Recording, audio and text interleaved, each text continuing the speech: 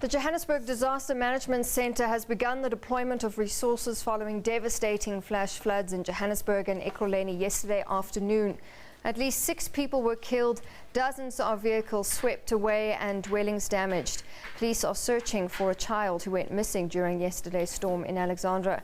The centre is also conducting various assessments to identify areas of need, ranging from households affected to service delivery issues such as trees that have been toppled over.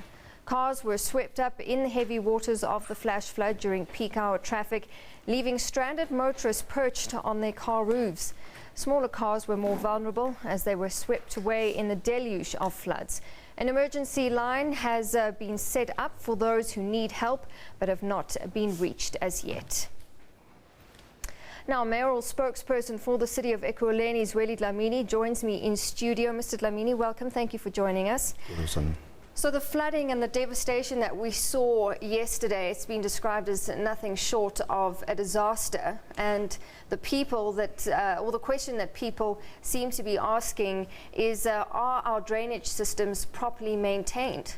Look, we do our best to maintain those facilities, but we do on a regular basis find foreign objects of any kind and any sort. So what we're doing now is that after this particular incident, for instance, since last night, we've got teams deployed that are busy fixing or cleaning them up, because we've been told that rain is predicted again today and tomorrow.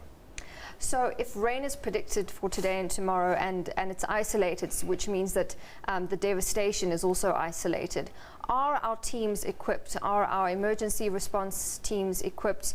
You know, how can it be prevented, and what's the action if something like this happens again? I think the best way to handle it is to actually establish a joint operations center, which we have actually done that with the Gauteng provincial government. We're working with them. It's in Bedford View. We also have sub-jocks everywhere throughout Ekurhuleni, especially the hotspot areas, which are the low-lying areas, because most of the people who get affected by such are those people who are actually building or erecting informal structures in those low-lying areas. So we are paying particular attention to those. But we are also very vigilant as we speak right now.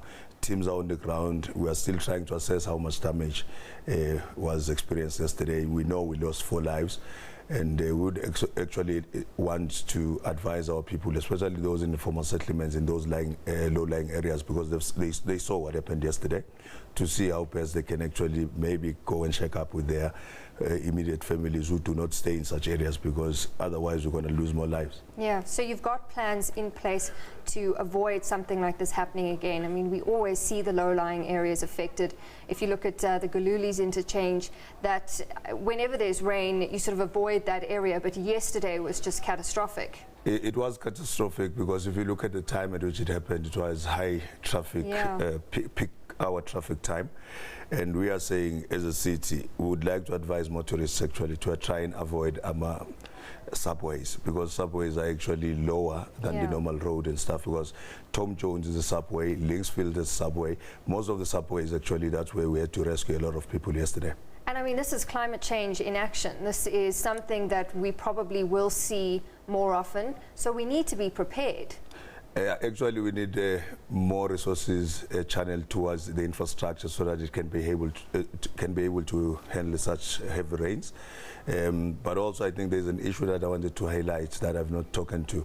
There is a mining dump that is actually leaking now as a result of yesterday's rains. As I'm talking to you now, province and Ekurhuleni personnel and the Department of Water Services have gone down there to actually check there by Chimistin Makause to check what is the threat and if there is a need to actually take people out of that situation now.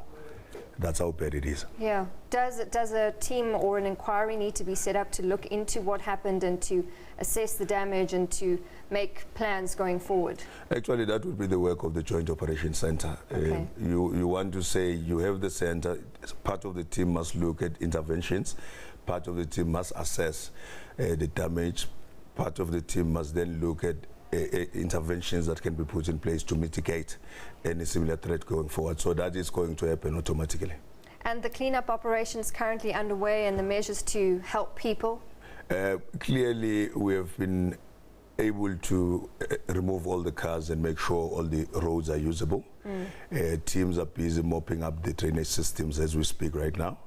And in terms of people who are displaced, we had 105 people in Macau's informal settlement displaced. But fortunately, nothing was really devastated. What happened was their houses were flooded. We had to remove them, took them to the fire station, gave them emergency relief, which is food, basic food, blankets and stuff. But they still insisted on going back to the neighborhood to sleep with friends and neighbors because of fear of losing their stuff. So in terms of our disaster management interventions, we are ready for any eventuality right now.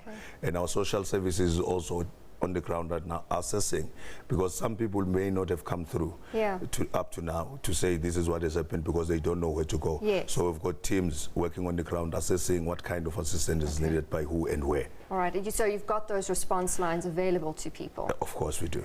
Do you have a figure yet? How much is this going to cost?